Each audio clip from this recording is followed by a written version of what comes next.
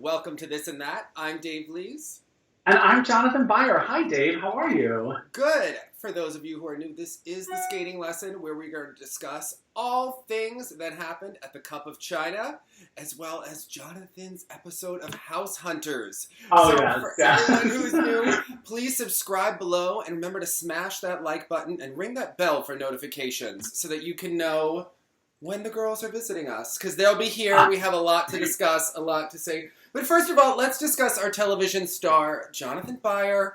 Jonathan, you, for someone that is such a pretentious bitch, you've been on 2 reality shows, I believe 3 episodes. I mean, do you think that's reality TV? House Hunters? Like, it's kind of... There was some staged acting going on, so I would say that is reality television. It wasn't a docu-series. It wasn't a documentary about Jonathan finding an apartment. I don't believe that you were ever considering 2 of those apartments, because I've read enough about House Hunters to know that that's all filmed after the fact, after you already purchased your apartment. So there was a lot of acting going on. So, first of all, did you apply? Tell us about the process of getting on House Hunters.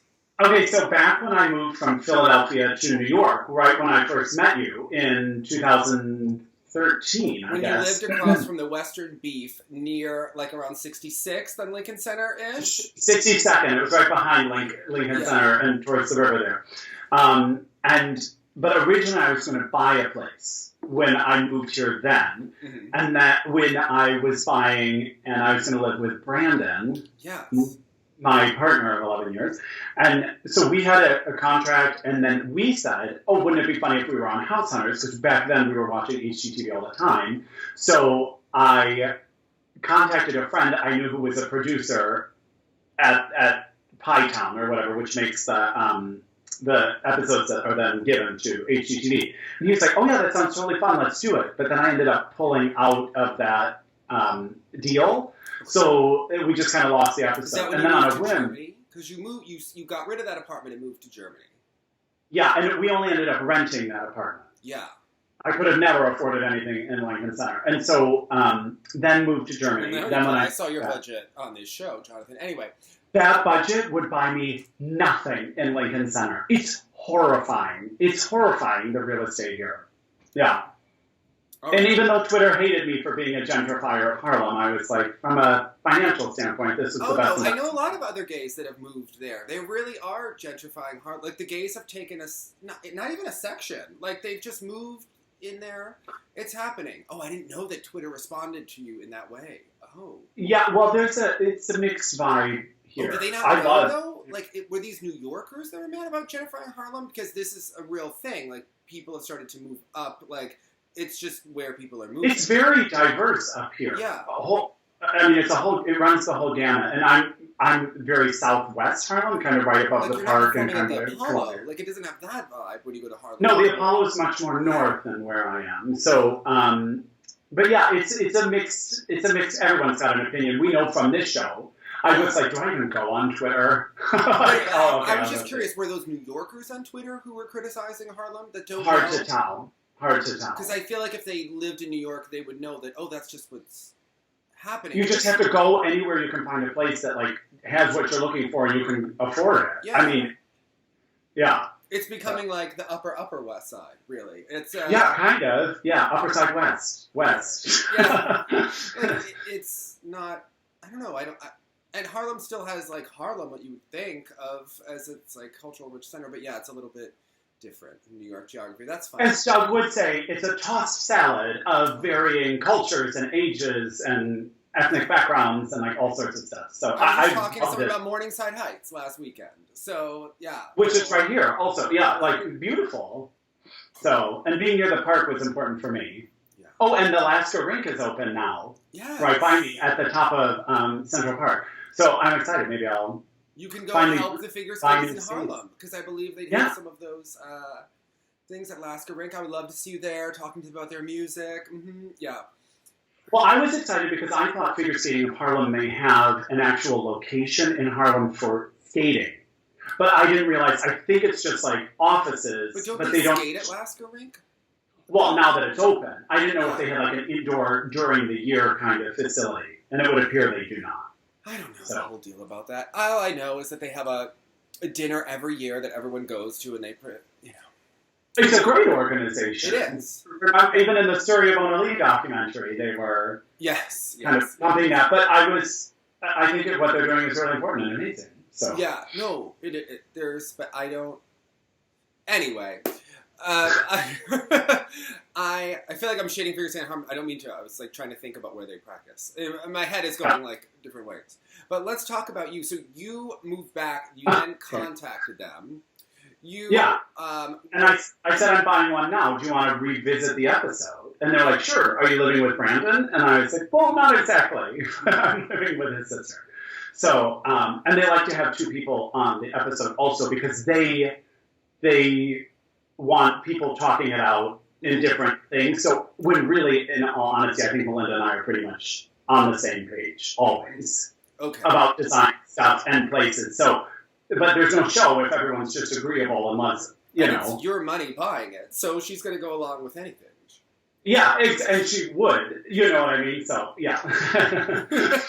And she kept trying to, like, skirt around it. And, like, no, Melinda, like, try to, Except for the finishings. She will not go for bad finishings, Jonathan. So, obviously, you had 3 things that you were concerned about. And that was very true. Right. But do you normally have bullet points with numbers next to them where you're like, we have 3 things to think about today. We have to think about the large sofa, the piano. It's how you say piano. And we both had sinus infections during the entire thing. And the so if you look closely, like my nose is all red and we're like sniffling and it's super nasal sounding.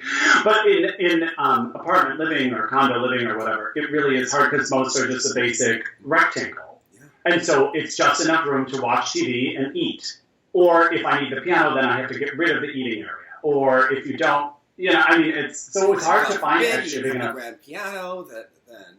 Yeah, just a baby grand, and it was hard to fit the baby grand. Yeah. So, and it was amazing how then the fans who must not be following you on Instagram follow Jonathan Byer 81. They were like, "How did he get the piano in?" And I was like, "We had videos of this. I mean, this was a well-documented saga of the piano being like lifted up on the crane, the whole deal." Mm-hmm. Yeah, it was actually they were able to get piano. They took all the legs and stuff off. It fit within 1 inch up the stairs, but the sofa and the mattresses did have to come through the window on a crane that shut down the entire street. So it was something. Sure, your neighbors loved you for that. Yes. Yeah. Mm-hmm. I'm not alone. It has to happen. I'm sure. It's tough. But there was a wait list for that crane. Mm-hmm. Like there was like a 2-month waiting list. How much does the crane cost? Honestly, mine was like $1,200. Oh, that's not that bad. I thought it would be worse. I thought it was going to be astronomical. Yeah, you would. And it might have been if I did the piano, but it was just the couch and the 2 sets of mattresses, so it was. Oh, that's fine. That's not that bad. As long as you're not carrying the piano, who really cares? As long as come on. So it is. And then you had obviously bought the place. Now, when did you film this? Because you looked like a different Jonathan. I saw you in Vegas, and I was like, this is a different Jonathan. And I'm forgetting... It's a 10 pounds heavier Jonathan. Yeah, Jonathan, is that where we're going, James? I was not saying that, Jonathan, okay? There was also a picture of you with your dad where you didn't have a beard, and you were, like, real string beady, and I was like... Has Jonathan been, like, having more ups and downs than Sasha Cohen with her comebacks? I was like... Always. And Sasha, get out of my way. I'll show you how to fluctuate, dear. Yeah. I was kind of, fascinated by the ever-changing appearances of Jonathan Byer on this show. Okay, yeah. Mm-hmm. Well, when I first started filming with you, I was big as a house. Well, not really, Jonathan. But when you go back, it's like, that's a different person. You didn't have the beard then, or the floopsy hair. Whatever's happening. Yeah, exactly. Now, when did you film it? Because you... February, March. That makes sense. And then you filmed Worst Cooks in March. I filmed it between.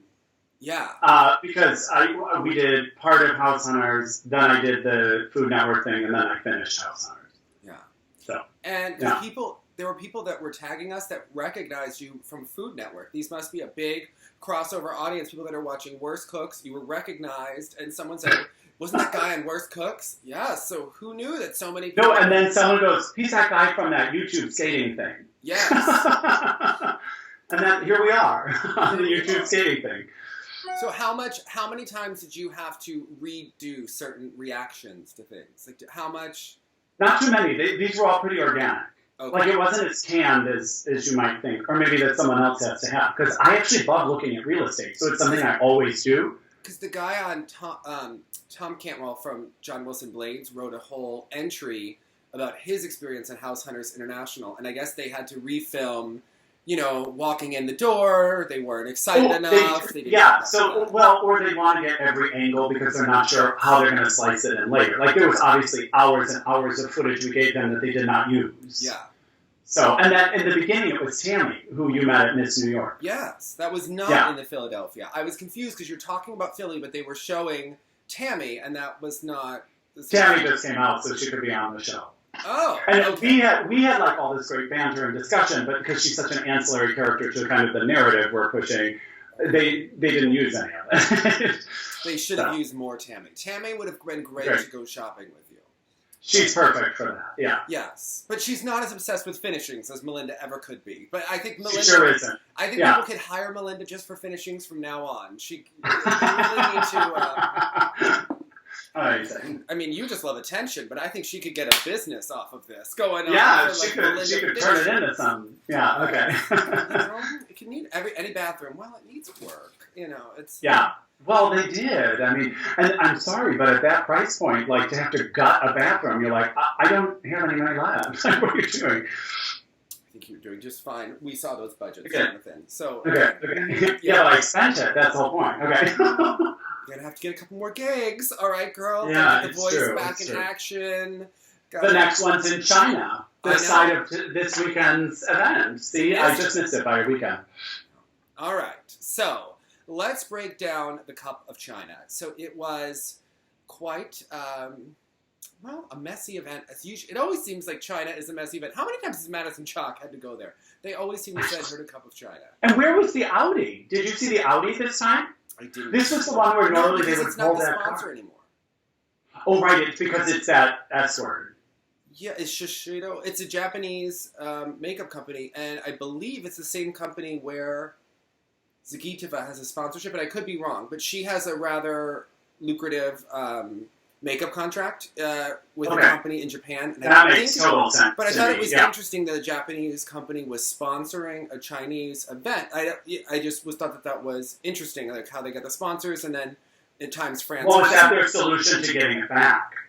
Well, maybe. I don't know why I don't think they lost it because of a sponsor. I mean, France has not had a sponsor sometimes, but I think France...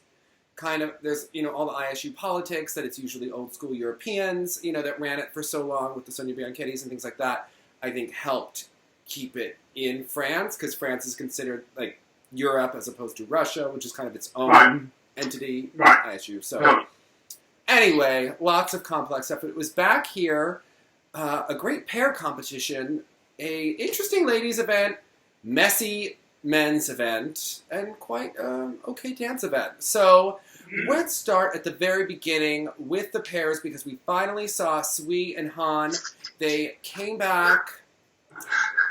New show program. I don't love this new metallic-y vibe from them. I don't know. It's not my favorite program.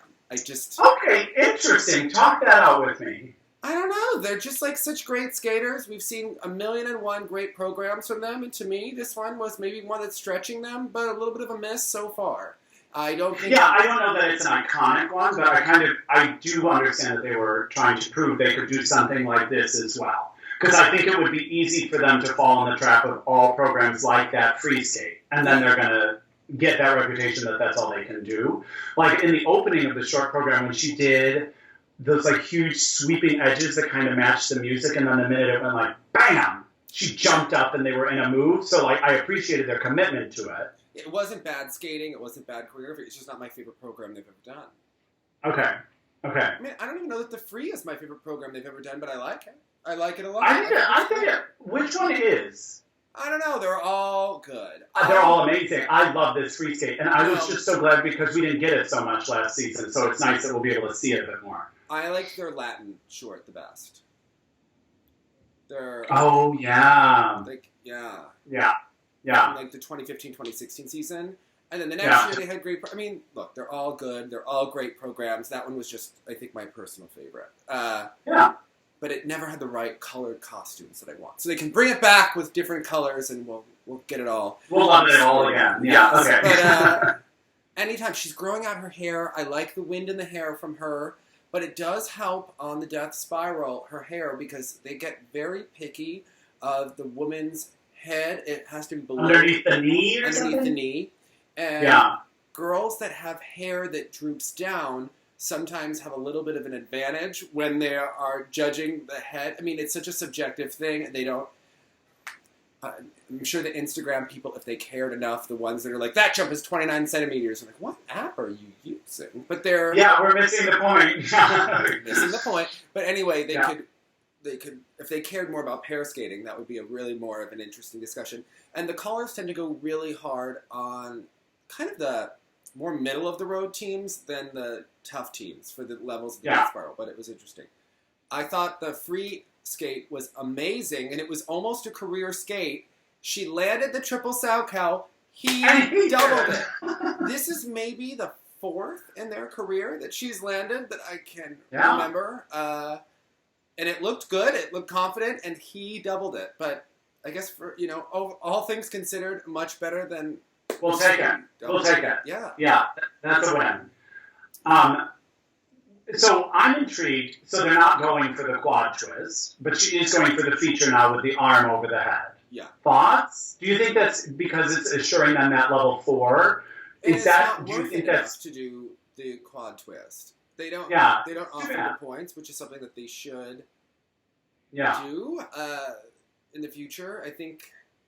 Look, there are 1,000,001 theories on why they changed it. There was speculation that it helps certain teams of certain countries that were not amazing at the quads, and it kind of leveled it. I do think that this is a temporary thing, and that we'll be seeing quads. Well, quad throws especially. I mean, I don't think quad twists were really jeopardizing too much. I don't think that we really saw too many injuries on the quad throws, and they were so exciting. And I think it was just a very strange era that we're in, that they kind of halted the progress through the points. And it's literally defining the ladies and men's discipline right now. It's the entire narrative, and you're just leaving pairs behind. Like, it seems unfortunate. And what's interesting is that it hasn't seemed to help certain...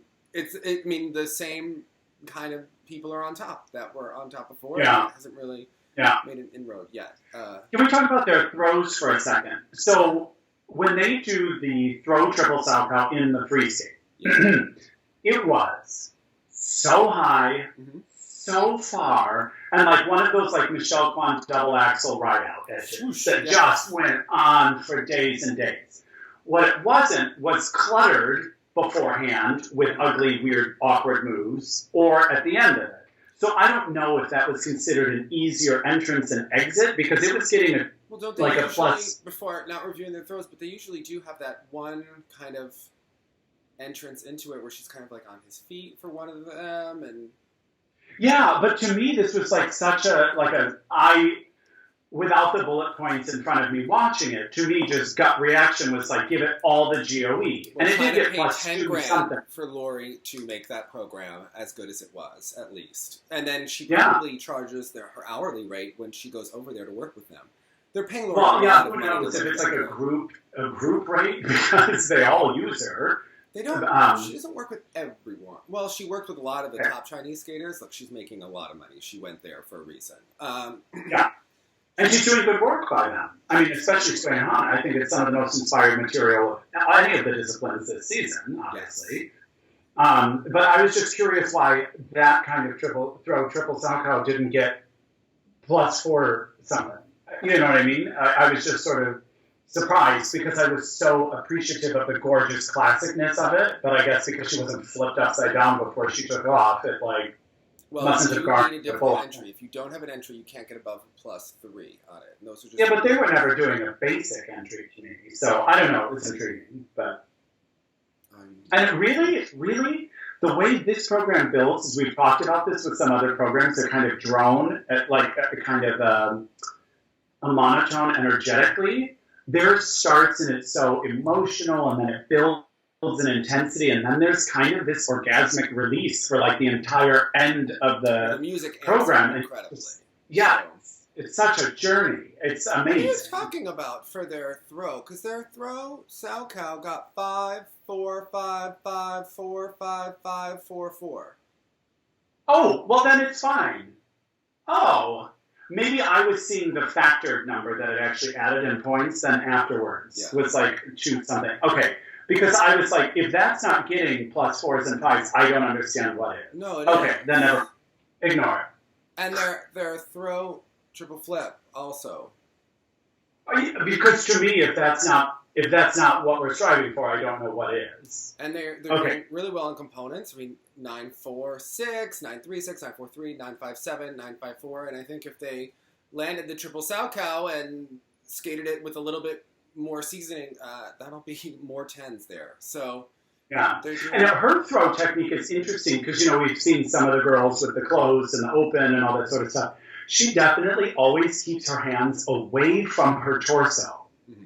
It's the most fascinating thing. I don't know if that's due to her size or due to the sheer height and distance she's getting. She probably, because they get so much height and distance, she's probably actually trying to slow herself down. Slow it down. Yeah, be a little bit more in control of it. It's quite stunning because it's unlike, as far as I can recall, it's unlike most of the other techniques. Yeah, well, they have such an advantage with the throws, so... Yeah, totally. It was such a moment. They were incredible. Hong and Jin, again, it's interesting that they keep doing so well. They're going to make the Grand Prix final. For the second year, just doing side-by-side double sows to start the program, and they missed it. And a fall on the triple toe, yeah. But the rest of the program was very clean and very beautiful, and it just shows how important the other elements are, and the fact that they can do those throws. They had a solid twist, good spins, great lifts, death spiral. So interesting in the death spiral 3, but good components. So all around, this strategy has really worked for them, and it has not worked maybe for other teams. Couldn't get away with it, but when you have the beautiful classic skating, you can get away with the jumps, which are not worth really as many points, even though it is. And I think they're only going to get better because having seen them earlier, at Skate America, it wasn't a profound short program in particular, but already the opening here was sharper, more musical, better performed. I don't know. And their lasso lift exit and the end of that short program is a real moment for me. Yeah. And interesting to me that, they've had several weeks, and the fact that the Grand Prix is at home for them has to help. Some of the other teams were going back-to-back. Now we're seeing teams, some of them, if they were at Skate America and they're at China, they had about almost 2 full weeks at home, maybe 10 days to really prepare and get some real training in before this event. So that's certainly helpful. We're seeing, I think, some improvement from them in the confidence level. Other people are just trying to maintain, and the ones that, of course, went back-to-back, you usually see a little bit of a drop-off on the second event. So it rarely gets... It's not common to get better from one to another. Right. Interesting that Luba and Charlie got a medal here, their first season together. Not a great free skate for them overall. They had problems with the triple toe, double toe, problems with the triple Salchow, and a throw, but it was still enough for a medal for them, which shows overall that the judges do like their skating. They give the points, the GOE, for their elements. They're another one. We always know she's beautiful in the air when she's being lifted, and their exit to the lasso lift is so fabulous. The thing that's interesting to me is I have not seen them live. The throws seem pretty small. They seem not very high, not very far. Dude, right? Like he's not the big burly Bruno, right? So. Right. And she's not the strongest woman. So I think what's interesting is that how well the judges respond to their elements. They do get higher GOE than Kirsten and Michael should be getting. Somehow it matters more when they hit. Yeah. Well, they're checking more of the boxes and the skating quality. which sets up an interesting kind of competition for Canadian nationals. I listened to an interview with Kirsten, and she was very charming, but it seemed like she didn't have the same confidence to her and the same swagger as when she was with Dylan when we first met her, and she really was bang, like she was going to go out there and nail it, and she knew it and everyone else knew it as well. She seems more muted, even though her skating quality has gotten better.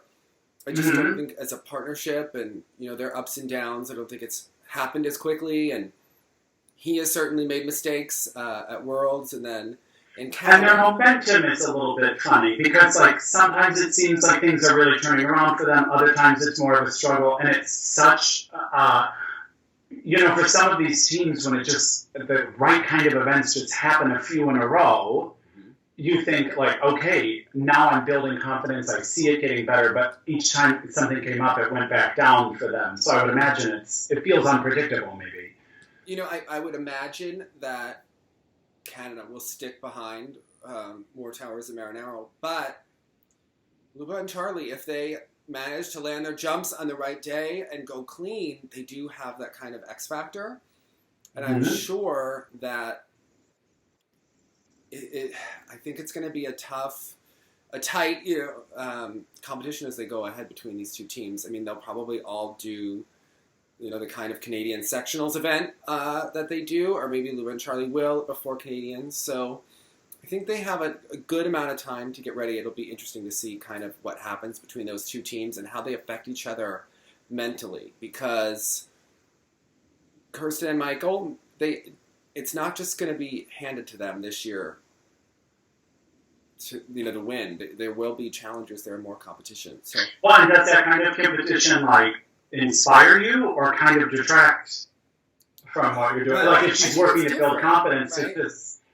When they were coming up and she was against Megan, they were more neck and neck and on par with each other in the beginning.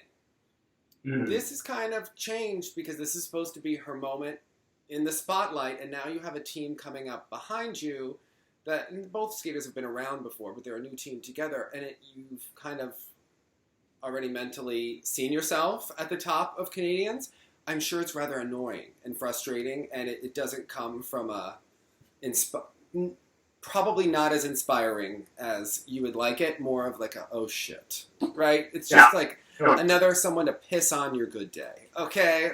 Oh, great. Yeah. Now we've got this Russian girl who's beautiful in the lifts, and she's with Charlie. He can skate pretty well, and that's something to consider. And people always love something new. Jonathan Meyer's always hating on my programs. It's just but loving her. Yeah. So, anyway, Tara Kane and Danny O'Shea losing to the Koreans in the free skate. What do you do with them right now? They're in real problem. I would say that they're probably the fourth best team in the U.S. right now. And because the Kinnearums, which is where they really were last year, but the Kinnearums had the disastrous nationals. Right. But think about it. Now you're then a year forward. And right now we haven't seen Jessica and Brian put it together, but they have a look like they could put it together. And to me, I don't see any improvement for Tara and Danny. I actually think it looks like it's going down. This triple Salchow was so horrific in terms of her pre-rotation, and then they got double downgrades on both of their double toes because her toe axle is so severe that that entire jumping pass, almost every judge went -5 on it. One judge -3, one judge -2, but the rest -5. It was such a mess. Side-by-side double axles, again, getting 0s and 1s. Their triple twist, level 1. The throws, they had the fall on the Lutz, which has never been their strongest throw. The lifts were kind of 2 and 3-ish. It was just, nothing was great to really be competitive with the other teams. And they don't have Jim telling them how great they are. And Delilah seemed less into them than she was a year ago. Did you pick up on that in the... Well, I mean, I think she's aware of the optics, I'm sure. You know what I mean? And also, like, they did have that stellar Shaylin material, which bumped them up a little further, and now it's a bit more generic, the material. So, yeah, it's unfortunate, because, again, I think in the same way when we knew that Tim LeDuc was languishing away, not in competitive pairs, I think, how I feel about Danny skating. I feel like this is a real missed opportunity for American pairs to have a guy like him around and not optimizing his chances for success. How did you feel about Les Mis, the whole let's wear... I think you know how I felt.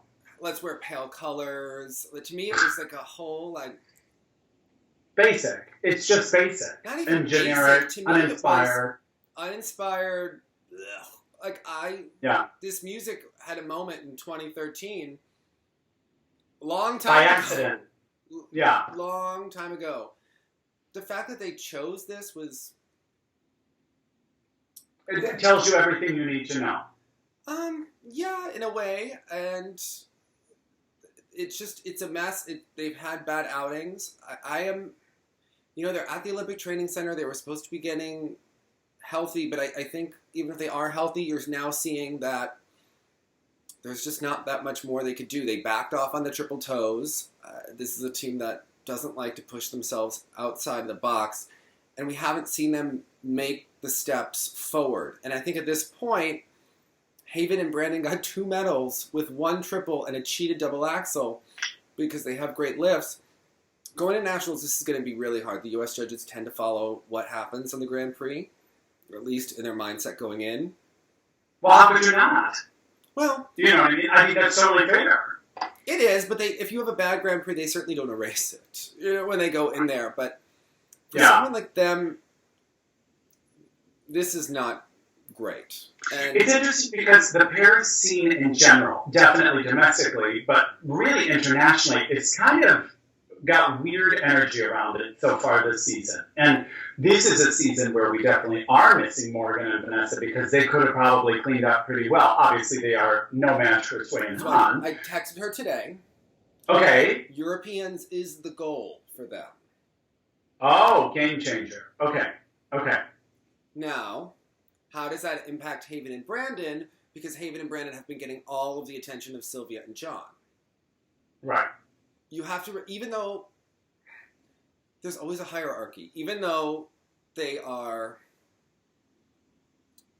they both may have lessened times, which one the coach cares about more with their energy, who they're putting more of their emotional energy into. Certainly Vanessa and Morgan are going to carry that going forward. They're the ones that are going to get them in the kiss and cry at the World Championships and bring in more students and bring them higher. I think for Tara and Danny, one of the big factors here is that TJ has a potential new partner that he's been skating with, a Russian, that obviously Nina Mosier would be more invested in. Because remember, the USFS has been paying Nina as a consultant, and she's, TJ is one of the boys that they believe in, especially Delilah, and she was spending a lot of time with TJ, even when Alexa and Chris were their top team. She was very invested in him. He was even coaching the junior teams when we saw him in New York, and he was there. Nina was there as well. So now if he has someone and she's working with a Russian and maybe learning from a Russian, and TJ has lived with her, she's going to have that further investment with him. For Tara and Danny, you have to kind of look at like, oh crap, because TJ could be eligible for the Grand Prix. And usually Delilah has an A team and a B team and then a bunch of teams. Yeah. And for them, I would be concerned. And she has the junior team that did okay on the junior Grand Prix. I think that team has an expiration date. The girl's a little tall for what they... Yeah. Delilah loves to split up a team and get rid of a girl. And I don't think Tara and Danny will split at this point if they haven't already. I think they're just... Yeah, whatever's been holding them together will probably continue to do so, yeah. But I have to say, I'm imagining that Delilah is going to start to look elsewhere. Even if TJ does have a Russian partner, that Citizenship would be interesting because it takes at least 7 years, usually, to get citizenship. So this could be a problem for a lot of these, teams, because you have to clock so much time before the Olympics. He would not only miss this Olympics, but maybe the next one with his partner, unless she has some sort of dual citizenship. So, anyway, it's just kind of an interesting conundrum, but not good for Tara and Danny at this point because. But that's good news about Vanessa because again, it just seems like a pairs field where it's waiting for someone. There's an opportunity here for someone new to emerge, and no one's really bursting through that door. That's why it was so amazing to see Sui and Han here because there was a very sophisticated, high-level, high-functioning, high-performing team that just came out and gave us all those fine elements, because we had an embarrassment of riches at pairs, I think, in the 2018 Olympics. Yeah. And that where the depth was insane, the quality of all of that skating, and now it's just kind of in flux. Listen, Aliona says that she wants to come back, but Bruno really doesn't. But she's already back on the ice after having a kid. She looks great, looked the same as before, and Megan's baby home from the hospital, so I'm sure she'll be back on the ice coaching. I don't think she really wants to do too many shows anymore. But we'll have to see what happens. I would love to see Aliona come back. Totally. Maybe a new partner. Who knows? Maybe she could skate with TJ. That's right. I would like to see Aliona come back in the mix, maybe. Why not? Of course. And especially as a coach. No, I want to see her competing. Okay, I kind of want to see her coach. Oh, come on, Jonathan. We just had to listen to you talk about the French, who are very nice, but they have one frickin' style. And you're like, yeah, but we like that style. You like him because he's attractive, okay? Let's. Well, see, and I'm not even necessarily buying what he's selling. I think what the material they're also given is some of the finest. I mean, I think they're interesting personalities. They make the group more interesting. The Russians are rather generic, so I appreciate it. But. Okay. I'm not going to overstate. I mean, look, he wears gray, she wears a black bodysuit. We skate to some sort of person kind of that sounds like they were up too late singing. I mean, we've seen it several years in a row, Jonathan. Come on. I gotcha.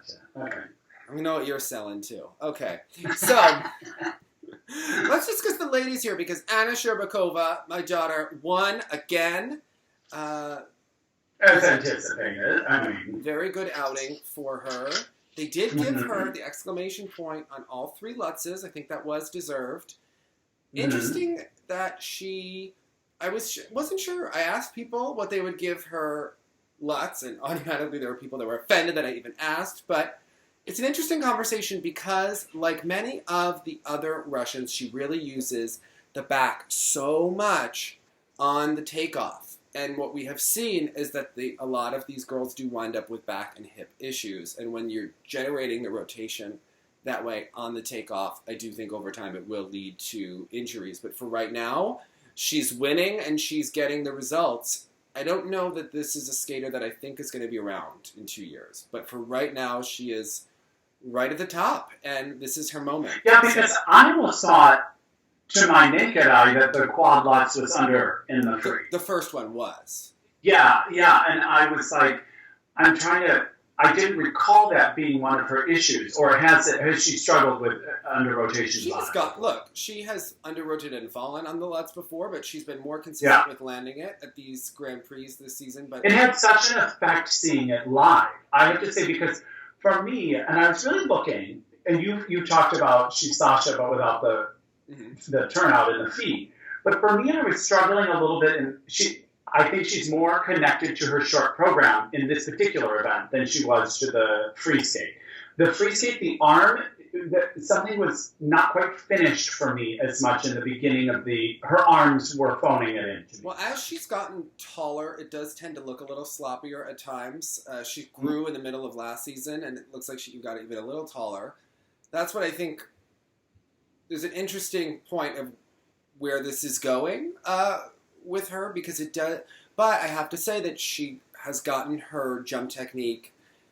It seemed like it was sliding a little bit towards the end of last season, and she was really gotten rather consistent for this year, even and adjusted. So I don't think it's necessarily over for her. I just felt that I noticed the dress change didn't seem as effective. I wrote this down.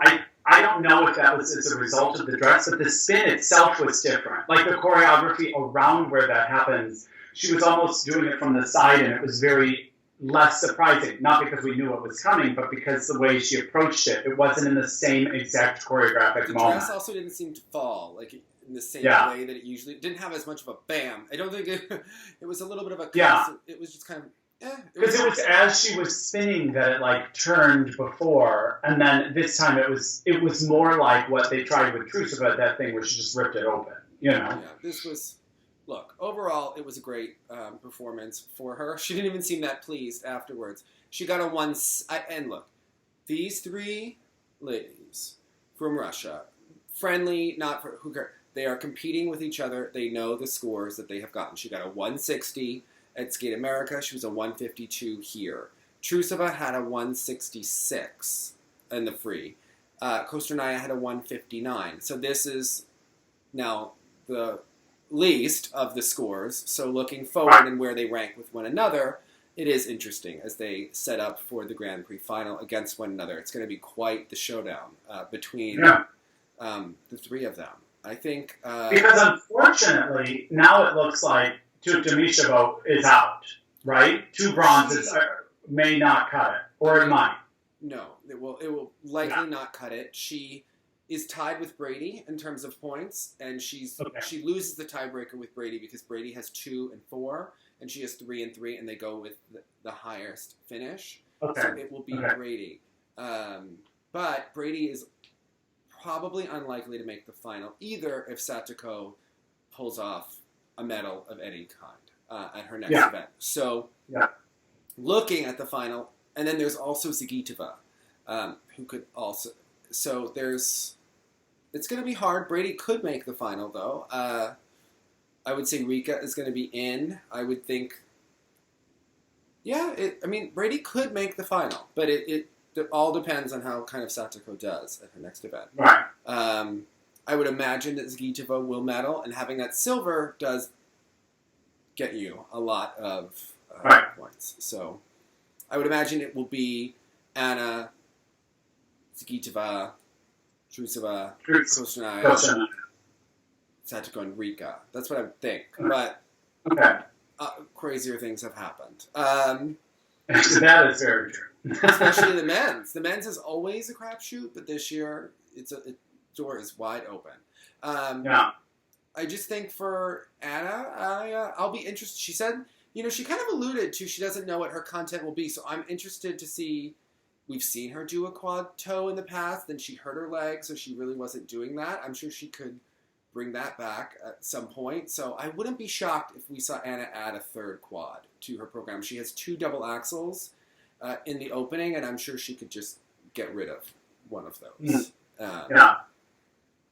So, and if she does, that's more of a problem for your lady, but she would have to be consistent with them. So, Right. But... Which is a huge ask of anyone. Like, oh my gosh. Now, of the Atari girls that we're seeing, seeing what has happened, we've seen how long Yulia has lasted at the top. We've seen how long Zagitova has been at the top, how long Medvedeva was there. Shelopin before that. Do you see Anna, Kosternaya, Trusova lasting? How many do you see lasting when you're looking at this, or when you're looking at the Olympics? Personally, although I think that it's likely that the general way things are falling this season are Trusova, Kosternaya, Anna, I think that something about Kosternaya, not just because I happen to respond to her the most, but something seems the most sustainable about the way she is approaching her jumping content. Because in the same way, her triple axels are really much more leg-oriented than, like you're saying, Anna's back-wrenching or kind of this excessive amount of quads coming from Trusova, which it's hard to know. I don't know. She seems to have the most sustainable technique. Trusova seems to have the strongest body of the 3 of them. Yeah. Resilient, but I feel like it's also receiving the biggest brunt of what this can do. She has them, and she may be getting more consistent, whereas someone like Kosternaya is trying to get the quads and maybe taking crazier falls. Yeah, what could happen to Kosternaya is her content is just surpassed in Russia. I mean, I'm sure she's working for the quads. You know, I'm sure they all seem to be. Maya Kromich. Kromich did a quad sow. We haven't seen Usashova make it onto the Instagram, Usashova, but she does work them. And I'm sure they would love that in her program for the Junior Grand Prix final, especially because there's a question mark whether or not Valyeva will be there because she has had an injury of some sort. Again, doing a quad. We see how they... So, we'll have to see. Kanisheva was supposed to compete this weekend but withdrew. So they have had injuries. Or whatever. Yeah. I mean, these quads, the amount of repetitions they do as they're growing, there are going to be casualties. And they have so many now doing quads. So I'm sure the intensity and the competition and the energy to feeling that you have to get one is very motivating and at the same and elevating, but also risky. So I am sure they are pushing each other. Just the nature of having so many. Yeah, I think our next crew of Russians aren't necessarily seniors at the moment. Right. The ones we'll see in Beijing. Right. Yeah. They need someone who's about 14 now, and I don't know. Thinking about it, do they have is the Olympic champion even in that rink yet, or have they?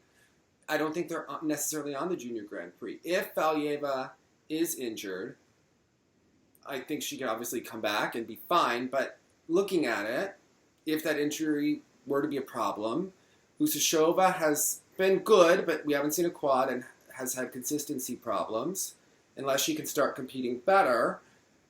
And Kromich, I don't think, is a star. I wonder if they will try to maybe recruit some of the other skaters to join the group, or what they will do. I imagine someone will emerge in there in no time.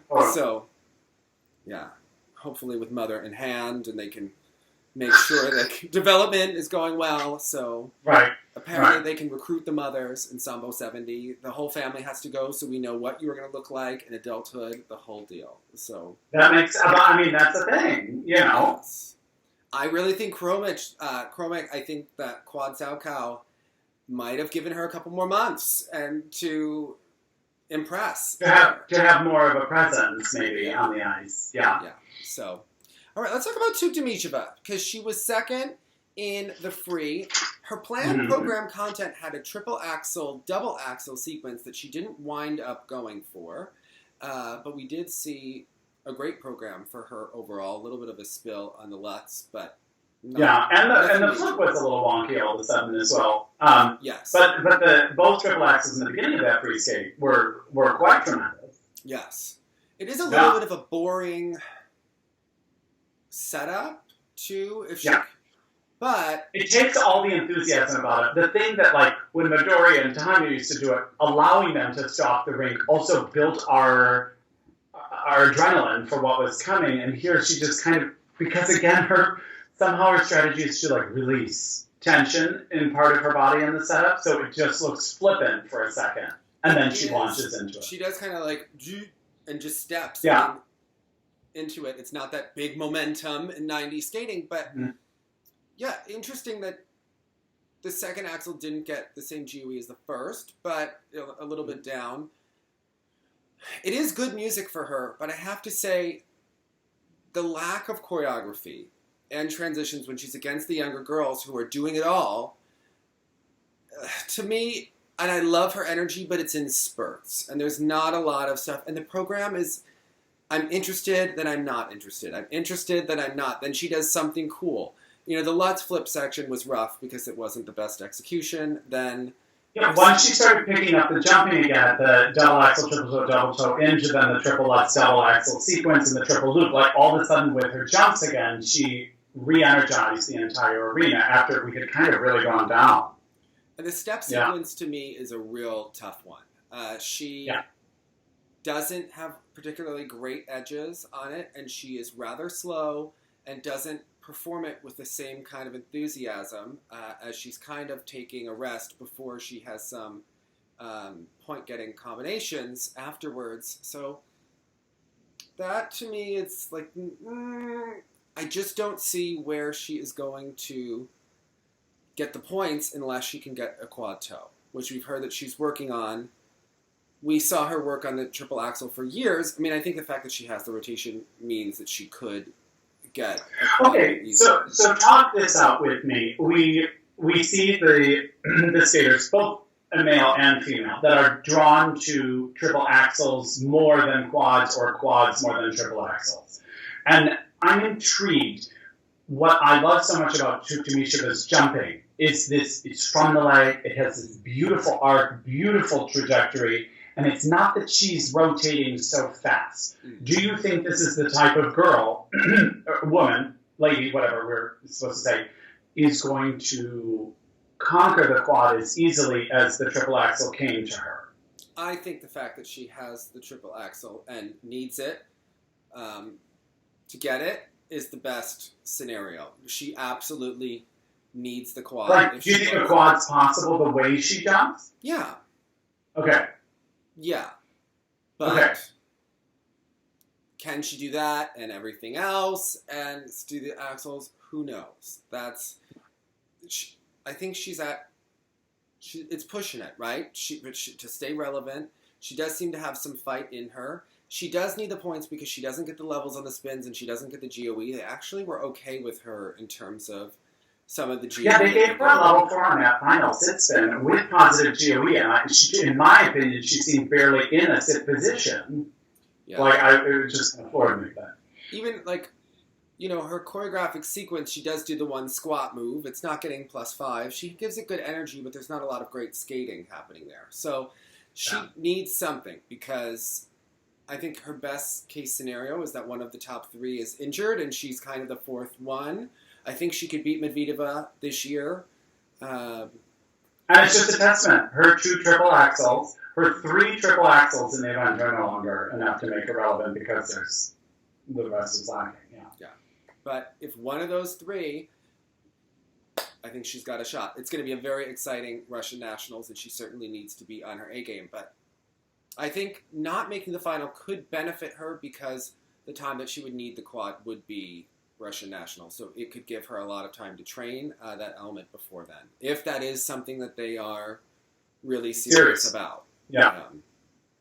Because I don't see Zagitova getting a quad before Russian nationals. So I think that that ship is kind of sailing. As far as, because we even saw she was filming another commercial today. She's got shows lined up. I think they are... Suddenly with these 3, if those 3 had not turned senior, we'd have a totally different story on our hands. She'd probably want to be one of the forefront people in the final. But, do you think she might just go to the final and say farewell? Or... look, I think, if you were her. Yeah, these are very competitive individuals, right?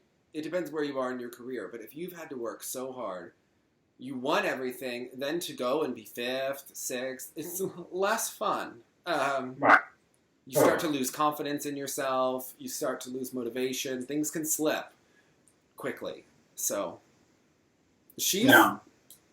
they came up. She was once in their position. She pushed Medvedeva from behind and then stepped out at 1. So, they know. These girls know what's coming. They are not unaware of this. Right. They've lived it. They have been on all sides of it. So, As far as Japan goes, it's interesting because Satoko kind of has 9 lives as well. She has managed to stay relevant with not the biggest jumps, but working every component and GOE for quite some time. With Lee Barkel working the jumps here, some of her jumps, I wasn't sure if she was going to get. The triple flip, you could tell, was under in real time. And the triple loop in the short program was so odd. It barely left the ice. She practically did the entire final revolution on the ice. Yeah. The triple S triple toe was good in the long, and the triple loop. So with her, you never know. She didn't get that triple toe on the back end of the double axel. That used to be one of her better. Why do you think they chose Lee? Because when I look at her jumps, I feel like what I'm missing, because talking about someone, if she ever got the height, she probably could do the quad. But she has no height, but she has such rotational ability. So do you think that Lee was going to give that to her? Interesting to me that they didn't go the Colorado route, which is interesting because they have so many people there. I think that tells you everything to know what she thinks about their coaching, like Tom Z's coaching, and I think tells a lot. I think that it might have something to do with trying to get Satoko to jump more from her legs. It would be why they chose Lee, and that he tends to have more. He worked with Megan Duhamel, Gabby Daleman. They tend to have more athletic jumps, so I think that might have some of the reason why they went with Satoko, whether it's a personality thing, but I think, and who has time, but it was an interesting call. And maybe Lee also not knowing what Gabby's status is and the fact that he's trying to build a new rink had more time available, especially with Gogolev going to Rafael. Rafael has such a different technique. I could see Mie Hamada not wanting to do something so severe. And so I think looking at her options, it is an interesting choice. Maybe not what we thought. Do they want her to go to Canada to kind of become more expressive too? I wonder, because that was one of the things that they talked about with Yuna, is that living in North America became more expressive. And if Satoko is going to get the she's so expressive to me. It always has been. Yuna? No. She is expressive, but it's more reserved expressive, right? She's not less projection-oriented and more, okay. And it seems like they're trying to bring her out of the shell more, and maybe they also want someone close to Lori, and I imagine Lori would be kind of overseeing things too. They're both in Toronto, so when Lori's in town, I think they could all have stuff to do with what's going on. So what's your take? Do you like the short? It's all right. Yeah, it seems polarizing a little bit. I kind of appreciated what they're going for. I almost wish she had just gone further, actually. In order to make that kind of program work, it almost just needed a little bit more, I felt. It seems like they're trying to bring Satoko out of her shell. Yeah. But I think... Well, not with Schindler's List. Definitely with... short. Yeah. And I think Schindler's List just shows that that lyrical classical style is what she does well and what's going to get them the points. I mean, the opening free leg and the series of movements, like just when they get going. Now, because of the way they put the music together, in the opening 10 seconds, she does that beautiful stretch. Now she's going around, and then there's this big glissando, like da-da-da-da-da, and it sounds like the opening to the TSL Days of Our Lives moment. For 2 seconds, I'm like, wait, is TSL coming up? What's happening? The rest of us. Okay. Yeah, okay. I like it. Obviously, the way they do the music, it's interesting. It's not just your plain old Schindler's List. So I like the program. I think it's iconic. And I was trying to, because we talk about, we've seen her do the program, so what new am I going to say this time? And I thought, looking at her compared to someone like Anna, for instance, I feel her body is connected. I feel like the bones communicate with her other bones, and when she does a movement, it is in her entire body, not segments of her body in certain ways. And she seems to encapsulate that concept so much more than any other lady skating right now. I noticed the fans are starting to get more behind it. People that were writing about Japan being allied with Germany, but they're like, but she does it so beautifully. Because remember, she had a tough time. People didn't like that she had the Star of David in a ribbon on her back, but I think Paul Wiley had never again written on his costume. And again, it comes down to intention. And I firmly believe the intention was one that was solemn, respectful. It was... When I talk about an offensive Schindler's List, Ilyinik and Katsalapov's from 2010, what is that storyline? That was a soldier having an affair with a Jewish woman, and then he shoots her in the head at the end. That, to me, would be a little bit...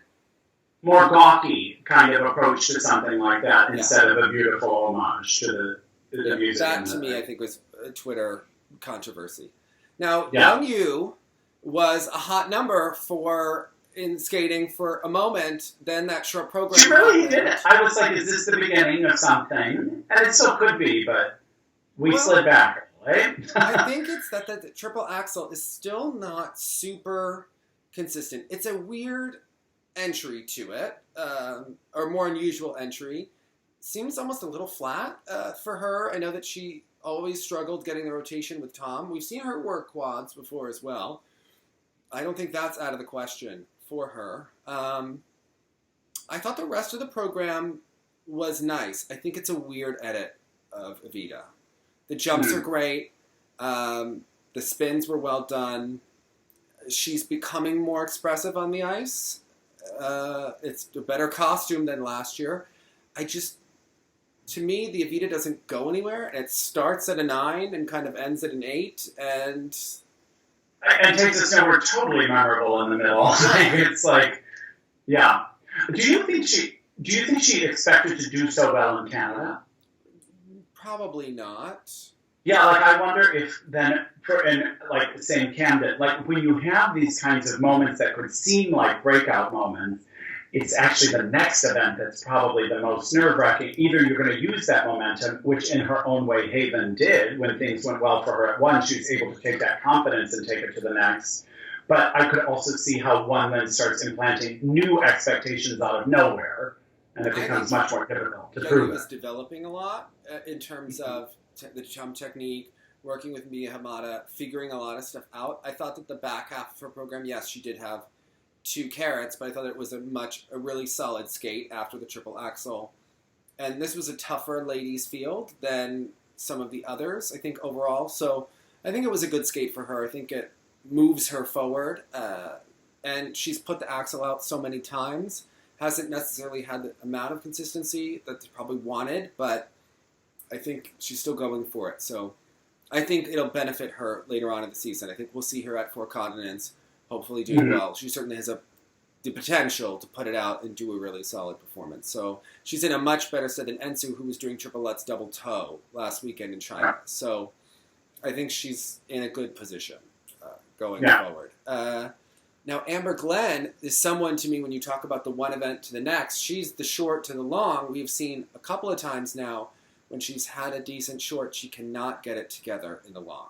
And I don't know about you, but to me, the free skate for a girl that has had issues with confidence and consistency,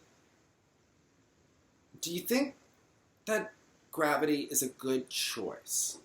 Do you think the whole vibe is positive? When are you going to put on that song?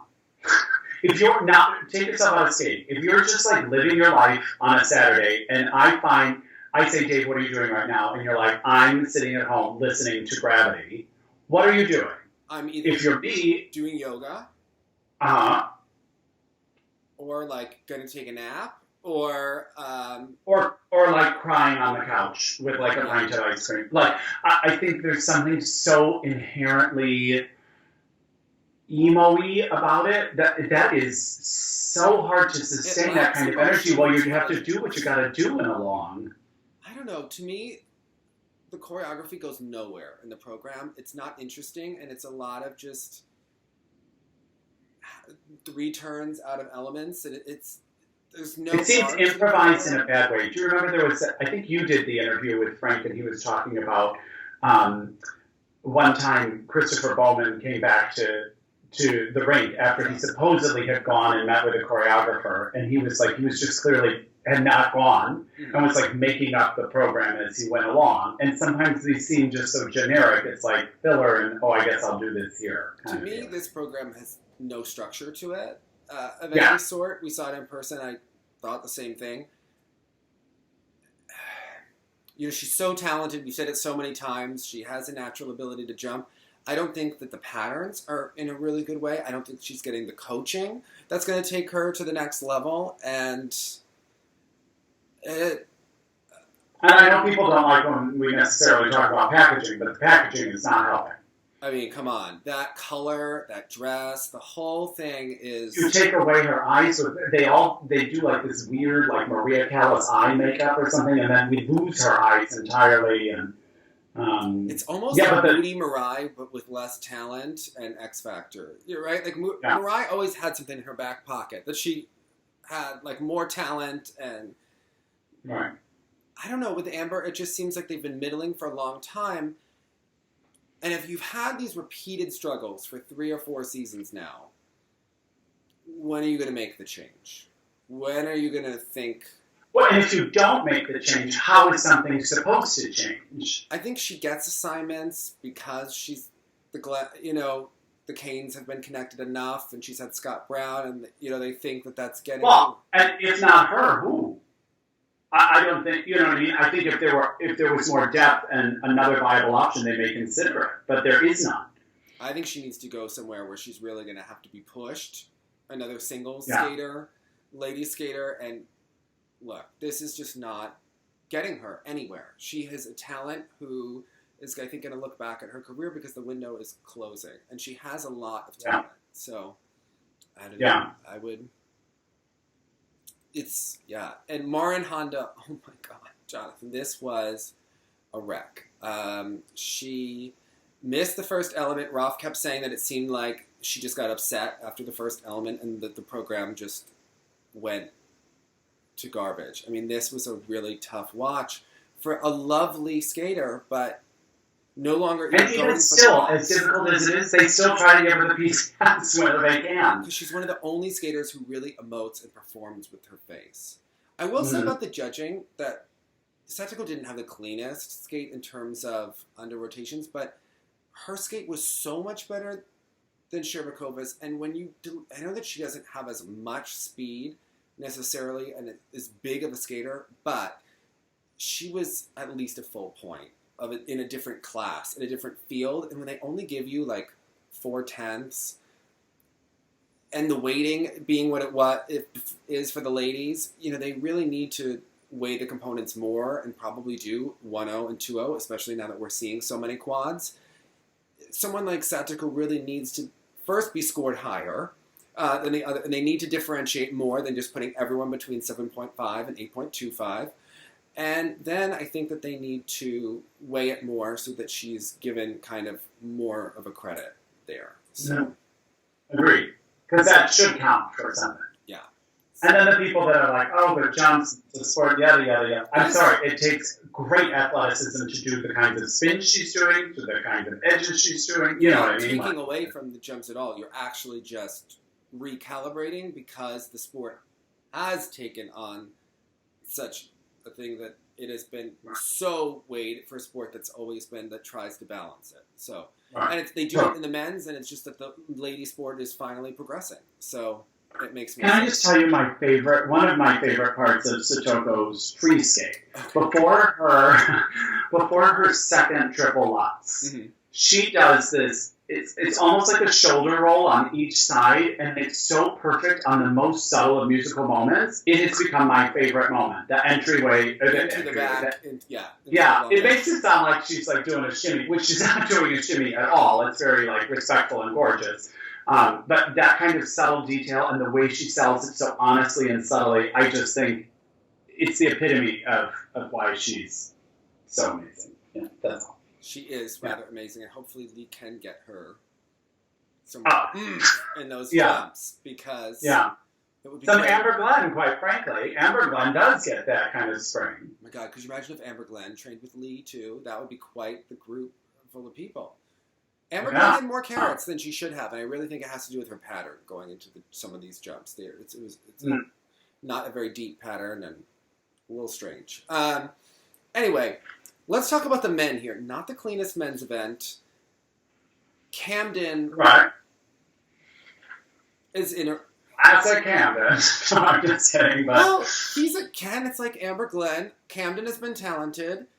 It seems like a lot of those boys have a bit of a social thing going on in Colorado, but at what point are you going to become super serious? And I say that because you can see in some of Camden's other elements, they all skate a million sessions, but... the footwork is weak. The spins are weak. Like it seems like they just focus on drilling the jumps, which they themselves weren't great here, but his other elements are not as super competitive. And this... And could be. I think all the ability is right there. Yeah, it's not like what we're talking about with some of the other skaters. He's not a max. The spin's only going to be as good as it's going to be. Yeah. He could have good steps. He could have... And he's someone that is not going to compete with the Matteo Rizzos because Matteo works on all of the aspects of his skating. And it just seems like with Camden, he hasn't fully decided to become a top man yet. And when he does, I think it'll click on. But look, with Vincent a question mark, you have to think someone like Camden needs to really go for this because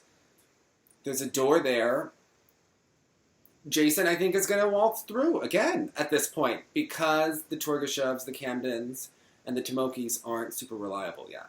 And I don't think the let's say, I mean, I don't hope that this happens, but what if Vincent ends up withdrawing from nationals? What if he's going to take the whole season off? I think it could still be Nathan, Jason, and Timoki, but Camden should be competing with Timoki right now. Timoki's packaging is horrible this year, but... Yeah, and so again, Camden has the opportunity, but if he can't deliver it consistently enough, I think it still goes to Timoki. I would rather send Timoki because I think he has the ability. Because if you think Nathan is going to be first or second, if they want 3 spots, they need someone who could finish around 10. That, to me, Jason and Timoki, you at least have 2 options. I don't see Camden being able to do that at the Worlds right now. Especially, right. It looked like he was having a rough time in the free at Skate Canada, but willing to happen. But this was quite rough. And this was not a particularly strong men's field. At least in terms of... And this is one of those, so many people had, like, I don't want to say surprising or unexpected, but, really found some cool moments for themselves in Canada. And his was one that wasn't necessarily the stars aligning because he did kind of grit it out. Like, you knew you shouldn't necessarily expect this always. I felt like he kind of pulled it off. Mm-hmm. And then, sure enough, here it just kind of, unfortunately, solidified that idea. Yeah. I think whatever steps he took forward, it's kind of slid back with the free. And I'm sure we'll hear 1,000,001 reasons why it happened from the fans. But overall, it's a pattern in the career right now. So, and I also have to think, don't you think it's awkward to leave your coach and then still be in the same rink as they are? To me, that would really mess with my head. Again, if I were, and I'm not, so I can't really be sure, but if I were in this position, for any skater in any discipline, I just think I would avoid Colorado like the plague. All of it. It just seems so many forces at play, so many negative forces at play, so many odd social dynamics happening. And I'm not saying that that's the fault of, like, all of those coaches, but it's just something about the sum of it doesn't work. Well, I don't know. There's also a social aspect rather than a training aspect, and that can get distracting in a lot of these groups when you have a lot of top skaters training together if they're also hanging out. So, yeah, there has to be that kind of camaraderie, yet pushing each other, yet not becoming too distracted by it becoming like a college hangout. So, yeah. Or just like a boarding school. Yeah. So, I thought Han Yan... Now that's how you make a comeback. I didn't know what to expect here. In the world, perhaps. Right now. Some of the most natural, beautiful skating, I thought. Just... Oh my gosh, the edges and the knees. I mean, and then the way he launches into the triple axel, it's just like, it's like a cloud of air underneath him as a cushion when he gets some of those jumps right. It's pretty remarkable. Yeah, and I know he worked with Yuka. I think you got Jeremy. I think he also worked with Melissa Cisney on spins, and also, just really quality program. He is one of the La La Lands that wasn't a complete curse, but it seems like in the I didn't mind it at all. It seems like for be a lady and pick La La Land, Ashley and Marin Honda, it is like not the music for whatever reason. Yeah, but this version of it, and I didn't care for the film, but I thought this version of it was beautiful. I think it can work as a program. It just seems just like cursed. I don't know. Yeah. And his high kick that he does at the end of that short program, I just literally drew the emoji with the heart eyes in my nose. Because it's just so beautiful. There's something like, it's pure classic skating. It's almost throwback old school, just gorgeous. Now, in another field, I don't know that this obviously would have been with no quads and, not quite the triples he was always looking for. I don't know what happens for him next, but he seemed also, it is my understanding as an outsider that he perceived to be over a sport and was continually being forced to still be in it. But it seems like with the time away, it seems nice. It seems like he's enjoying it, and that reads. The Chinese skaters went to work with Frank before Boston Worlds, and I think he had talked about looking forward to quitting at that point, but he may have been injured at that point. So that always how you're feeling kind of can impact. It's the mustache. It's changed everything. So for Boyang Jin, first place and sixth place, you talk about that Grand Prix final. Unusual. Yeah. Probably won't get him in the final, even though he had a win, necessarily. Because Shoma was lower than sixth, right? What was Shoma in? Shoma was horrific. It was like seventh or eighth or something, I think. Or was that just a fray? I mean, it was rough. It was rough. So, because for all we know, Shoma may end up with something just as peculiar. Mm-hmm. Hopefully he does. Jason can make the final. Yeah. Because he has a silver. So to have that second can be a real buffer. So he, I think, maybe would only need to be third or fourth, depending on how some of the spreads are happening. Obviously, Hanyu, I would expect to make it. Nathan, I would expect to make it. I would think Shoma is out. Aliev might make it. Aliev could make Jason it. Might make it. Jason might make it. Keegan probably won't make it. Third and fourth probably will not make it. So, but it's a strange point spread going on for the men. Yeah. So, totally. I think for Keegan, with everything going on with his, with his brother passing, I think he'll probably get I imagine stuff is probably catching up in terms of lost time. Well, and that's just the thing. Everyone was like, I'm so proud of him for Skate America. And it was a huge accomplishment that he did that at Skate America. But it's not like now it's all done. Yeah. No. Of course not. And all of this stuff will trickle. Set in, and there's a lot. So I imagine for Continents Worlds, he's someone that I wouldn't write him off for this season. I think for now. No, I see him very much being a factor at Worlds in his own way. And again, the judges are going for that PCS like gangbusters nonstop for him. No, I think Matteo Rizzo, smart not to go for the quad loop because it wasn't happening. He tried to go clean through the whole program. He seemed really disappointed, doubling some of the jumps, falling on the second triple axel. But overall, quality skating he probably wanted. Because he's knocking at this door. Yeah. Right? To kind of be in the mix of guys here. What's it going to take? Well, he could repeat the quad toe, right? And repeat the axles. And consistency and putting it out every time and his components. So, yeah. Do you see it happening with time? Yes. I don't know if he's going to be the kind of skater that's doing as many quads as Nathan Chen, but I think to be competitive and be consistently medaling at Grand Prix and in Europe, I think he has the overall skating ability to have 2-3 years. Yeah. Okay. Do you not? Or? No, I like him, but there was a period of time when he was getting close to walking through that area, and a little bit at the beginning of the season, he was kind of creating a bit more momentum, and then it kind of got a little confused again. It's not anything disastrous, but when you're in that 3, 4, 5 it doesn't seem like they've gotten organized with the content yet, what they're going to go for. And they went for the loop and the toe, but I think maybe doing 2 toes could be a better option. Yeah. I have to look at all of what he's repeating and what he's not, but I don't see his quad loop happening. So, yeah. And although I have to say, my favorite quad to see is the quad loop for some reason. I just think it's a double under, Jonathan. It's not so beautiful, right? Correct. Like that, but I used to think Samantha Cicero would be like, "Oh, she does the triple loop. She'll never get credit for it, but it's always fun to see." He was just not. That quad loop was not happening for Matteo, at least for this season. So yeah. Well, let's talk about the dance because this is now getting interesting. So yes, it is. Chock and Bates have struggled with the rhythm dance in both events that they have been at, but they were back-to-back, so you don't have as much time to go home. They have struggled with the key points, and it was this almost the exact same mistakes from week to week, but the judges do like their actual skating, and they seem to be responding to their programs. So if they can get the levels, that will help them. But they also lost levels on the partner step. So it'll be interesting to see kind of what happens with them going forward, because they have a couple of weeks before the Grand Prix final to get ready.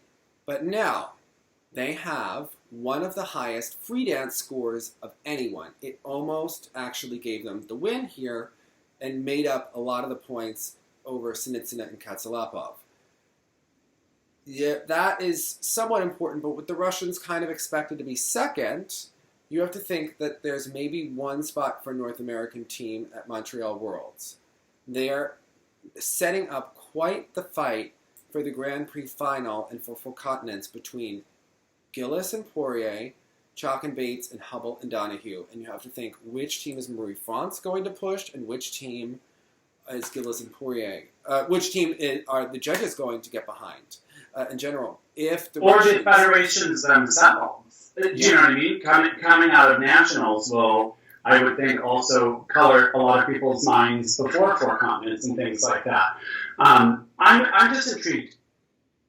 So their total score was better than Hubble and Donahue's at Skate Canada, but it was not better than Hubble and Donahue's total at Skate America. So they still have the highest point total of an American team. But Chock and Bates you have to look at gaining momentum from event to event, and from last season to this season, it sets up an interesting competition. Well, and the program, I mean, from the free dance, it's already the next, each time we see it, it's sharper, it's a little more, they've cleaned up some areas, like some of the, I didn't remember the rotational lift being such a moment in that free dance. Like, each time I see it, each element is elevated, and it's just incredible. It's just incredible. That fresh and new look that they never had with Igor, and that the discipline is desperate for. They were doing Terra Kane music with Igor. I mean, when they came out with Imagine for the Olympics, it felt like season 11 of American Idol, when the girl's like, I'm going to sing Imagine. And they're like, really? Do you want to? Totally defeatist. Yeah. Oh, so you don't want to, you want to go in being the 13. Yeah. Yeah. So. Again, I was paying closer attention to her, and like the kick she does into the curve lift. I mean, she has such talent in the air specifically. Mm-hmm. It's so incredible, and I just kind of trust that it will continue to grow. Mm-hmm. It's kind of the thing where it's like, they actually have what Hubble and Donahue are missing, where Hubble and Donahue don't really have the performance. They have the skating, they don't have the performance, right? Chock and Bates have the performance. They need to work a little bit on the skating, especially in the rhythm dance and on those details. But if they can amp up the end of the free dance and fix their level... Sorry to interrupt, but because you mentioned the rhythm dance, wouldn't you almost have been able to justify the Canadians ahead of them in the rhythm dance? No. With some of those levels? I mean, they missed both key points. Look, no. Okay. He's attractive, and they're very pleasant, but let's not get carried away. Between levels and GOE, it just seemed like there was some maneuvering. Jonathan, you really like this Danish team. I get that he's very attractive, but they're not the same level of skaters, okay? Yeah, I mean, to me... Come on, they were 16th when they were in Denmark, or 12th, or whatever. Yeah, and then all of a sudden they've improved, but no one's getting robbed for... Yeah. I just felt like Chock and Bates gave away a lot in the rhythm dance. They did. I think this was their event. I think they could have won this easily, and the judges would have gone with them. Don't you think? No. Okay. It would have been the upset of all upsets. You're fighting Russian ice dance. They know you're fighting Zhou Lin, who is a political powerhouse, the biggest, along with Marie-France. They go up against each other all the time. I don't think they expected Chock and Bates to beat Nikita necessarily yet, but it is interesting to me. I think the biggest problem that Nikita has is that the programs suck. They're bland. They're just so tired already. He does a weird smile in both programs that is downright creepy. She has improved so much from when she was skating.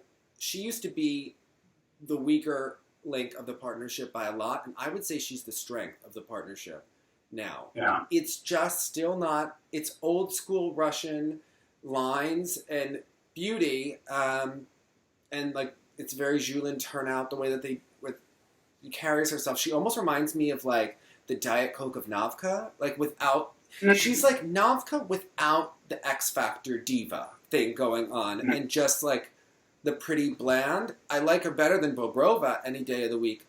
But at what point are we not going to see her in like a nightgown-y type dress with soft classical music going on? Because I just... Yeah, they have found their formula, they think. Yeah, and they're starting to.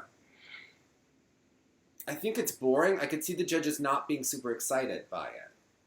Right? So especially when put back-to-back with Chock and Bates again. Yeah. But I still think they're on the podium unless they make a mistake.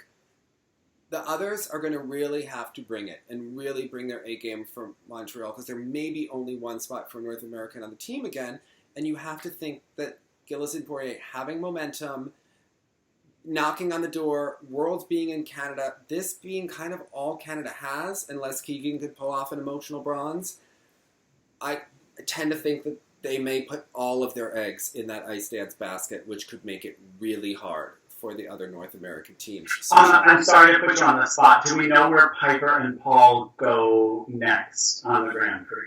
Because do you think that they can muster up? Because I don't think they were expecting that win, especially based on their kiss and cry response. I'm curious how they may enter the Grand Prix. It's if it seems like by chance they won Canada, or if they've got a real good chance to go in as a double medal. I was not looking. Okay, so let's discuss the field for the next event, which is Rostelecom. It is Piper and Paul. Marjorie and Zach are there, but they go against Nikita and Victoria. There is no way in Russia. Yeah. There's no way they're losing that in Russia. Okay. Right. They're both going to have a gold at home, and they're both going to have a silver abroad. Okay. Yeah. So they will they'll make the final, which is big for them. Has not happened for them. So that puts them in another tier of skater. It also makes the final super competitive this year, because the French will make it. Obviously, you don't have that throwaway spot like we had last year. Or maybe there were two throwaway performances. So, especially Hawaii and Baker are in huge trouble. Amazing that they made the final last year, completely non-factors this season, falling like a brick this season in the standings. Beat by the Chinese team. Yeah. Yeah. Rough for them.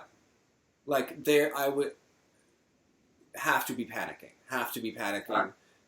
Rethinking everything, like what is happening, because they're really at the point where it looks like the Olympics aren't going to happen for them ever. With what's behind them, I think in the U.S., I would be really concerned, and I think they have things that they need to work out, but they seem to be really kind of falling in the Montreal camp. I think last year we saw it was kind of Soucis and Furious, and this year it's them, unfortunately. So, yeah.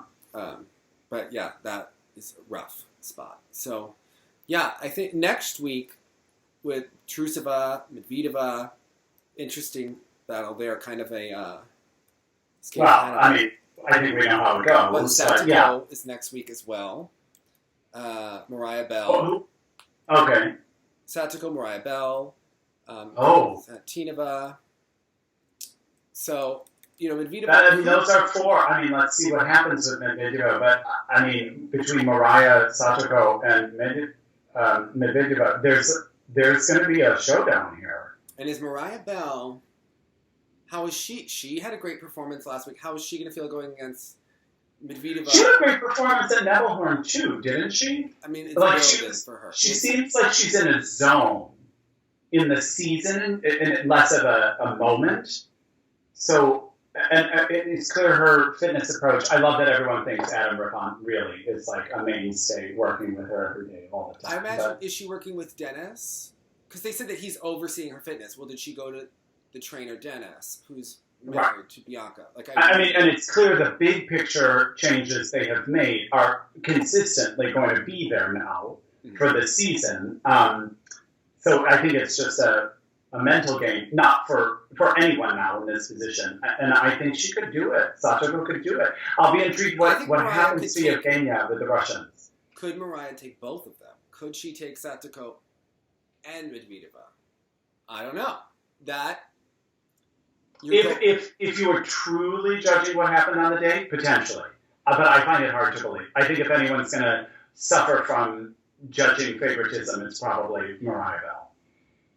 Yes, because I think Medvedeva will feel more confident going to Russia and feel, look, the Russians tend to do well. They'll try to push her for a silver medal, but we'll see. We will see. Yeah. That is a big question mark. So, yeah. Sorry, Doug Hall, but it is a big question mark. I mean, look, she's going to have all of the Cup of Russia bullshit behind her, but I don't know. It's going to be a showdown. It's going to be really interesting to see how 2, 3, 4 go there. Yeah, and in the men, we're going to have Shoma Uno, big question mark. I don't think he's had enough time to really reset. But we said Aliev, Samarin. Who's been doing well. Kazuki, Tomono, Marisi, Kvitishvili. And Tomono, the judges are ready to go with. Like, they're ready to give him the world. Yeah. Yeah. And in the pairs, it's Ziegler and Kifa, Evelyn and Trent for Canada, Boykova and Kozlowski, Stobova and Novoselov, and Tarasova and Morozov. It should be a Russian sweep of the pairs. So I would be surprised if it weren't. But I don't know what order. That's going to be fun to see. Yeah, but I have to say, Madison Chock, I think that they have the momentum, especially when they go head-to-head against Hubble. If Hubble and Donahue have not changed their programs, but tweaked them instead. Yeah. I think. And if Chock and Bates can get their levels. Patch seems very invested in Madison, and so does Marie France. Yeah. And maybe they're given a fun energy that they're really enjoying working. People have all sorts of theories on this. They think that their chemistry is similar to Marie France and Patch's. Maybe could they be easier to work with? Zach has that machismo thing going on. Hubble's very headstrong. You never know. In those again, to get someone on your side like that. Yeah. Plus, it's like an opportunity to be like, yeah, I can take Igor's team and make them more interesting. I mean, you have that kind of motivation behind. Yeah, it just seems there's a real connection there, and they got some real innovative material, and they just totally went with it. Michael Shanley is full on behind Madison Chock. He does not care if the skating is not as strong. He's fascinated that she's following like performance artist drag queens on Instagram. He thinks she's just fabulous, and she is. She's next level. So yeah. I have to say the programs are making me a believer this year. The whole thing. So she's too darn hot for ice dance. She's going with it, and unfortunately, I think Hawaii and Baker. I think they should move to Caroline. I really do. I think that they. But she's a good problem solver. Yeah, they need to figure, I think, a bunch of stuff out. But skating-wise, I would go that route. I think they're just getting lost in, again, social scene in Montreal. So many teams, so many crowded energy. To lose to the Chinese team. Look, that was the most alarming part of it. Not even the place. China's going for a medal too. Think about it. All of the countries got to think about who's going to be on the podium in Beijing. If Boyang Jin can perform like he did today, Sui and Han, you have. The dancers are getting better. Dances are getting better. They need a lady. They'll import anyone.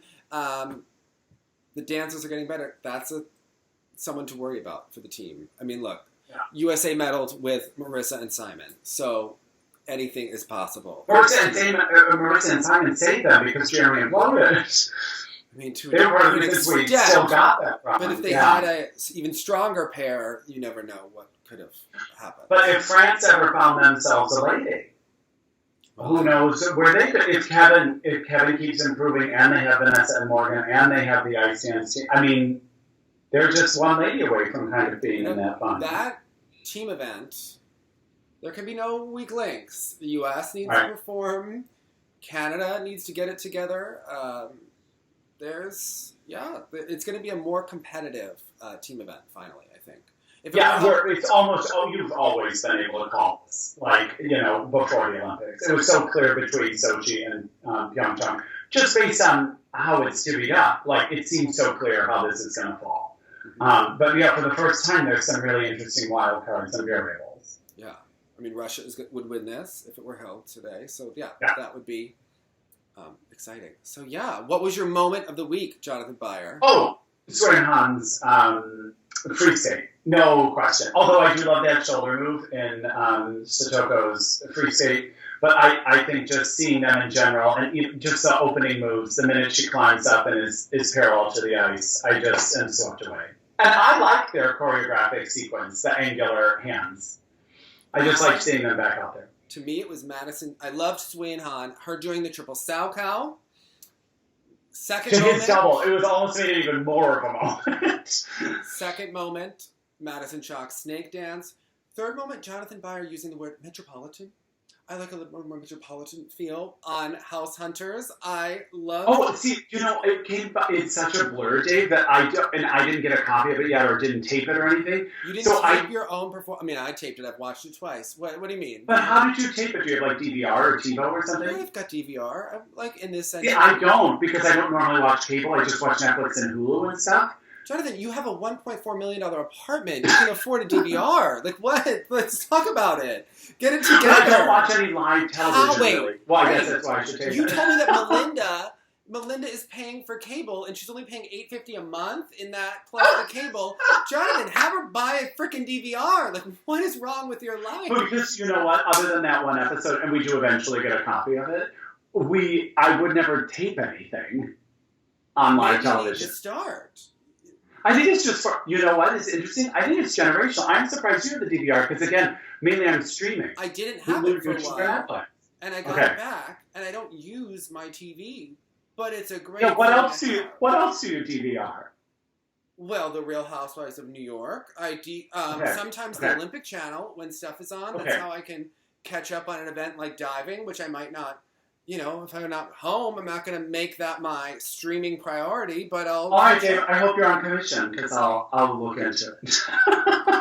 You've been shamed. Dorothy was like, get a DVR, Jonathan. What is wrong with you? Honey, Dorothy doesn't know what a DVR is. I think Dorothy she taped it on a VCR. She taped it on her VCR. Please. All right. Hold an edge and look sexy. Bye, guys. Jonathan, do you always drink champagne from a straw? What is going on? That was the postscript of the show. What is happening there? Okay, I get the... Well, normally I'm a vodka soda guy, but they were like, oh, let's have champagne in the final scene, like you're toasting that you're here. And we just randomly had, because we hadn't moved in, actually, because the construction was still going on, so there were a couple of champagne flutes were there, and then just randomly straws and plastic spoons. And we're like, obviously we're putting these in here. Thinking they probably weren't even using that footage, because if you look closely in the beginning when I'm with Tammy in Philadelphia, we're also drinking drinks with straws in them. And Tammy doesn't even drink, so it became like a recurring gag that I was actually very shocked that they included it. But everything's better with a straw, Dave. And Jonathan, I'm just telling you, the text from La... I knew she would ask. You guys were going to ask the right questions. He lives with his partner's ex-girlfriend, and I said... No, wait, ex-partner's sister. Whatever she is, all right? A blonde girl that has... her high-pitched voice. Very pretty. What? I was like, I have raised this question before. Those straws were not paper, so environmentalists, you can go off on Jonathan. Have at it. But they were reusable. Were they metal straws? No. But they were like actual firm ones with like decorative aspects to them. Okay. All right. Yeah. Just saying. No sea turtles were harmed in the production of this Summer's episode. And those finishes. I'm never letting her come in my apartment. Oh my God. Never. You snotty bitches. It's so terrible because, you know, when you film the ones at the property you don't end up choosing, the people were like, okay, have fun filming in our apartment. Please don't be mean. And it's like, you just volunteered for us to not choose your apartment. Of course. Oh, yeah. Yeah. It does kind of feel weird. Oh, my God. Imagining you living in an apartment where some of the metropolitan folk would be practicing basketball, maybe with a boombox. They're like, this has like a sport court across the street. And I was like, I'm sorry, what? I could just imagine you, like, lying in bed with your lover as people are playing basketball and I'm streaming skating. Yes, it would be really appropriate. I'm like, this is where you should live. Mm-hmm. Yes. Yeah, when you were like, could you just imagine, Jonathan, just looking out the window, like, enjoying the sounds of a basketball game? Oh my God, I even felt Jonathan shading that old school lobby, even though he was like, well, it's a piece of history in New York, but, the lobby. I don't. Oh, yeah, okay, it was kind of dark and you didn't like that lobby, it was beautiful. You didn't like it, though. No, it's not my taste, but I appreciate it. Yeah, you want something more modern and metropolitan. Mm-hmm. I do, with my 3 points. 3 points. Yeah. The 3 points we're going to go today is that we love Satoko. I think Chock and Bates are going to beat Hubble and Donahue. And Sui, looking fabulous, but why is she growing out that hair? I don't like it. So those are our 3 points. For the death spiral. Yeah. Yes. Can we find all those 3 things? We just did it. Cup of Russia. Okay. Okay. Bye. Or not Cup of Russia, Cup of China. Sorry. Okay.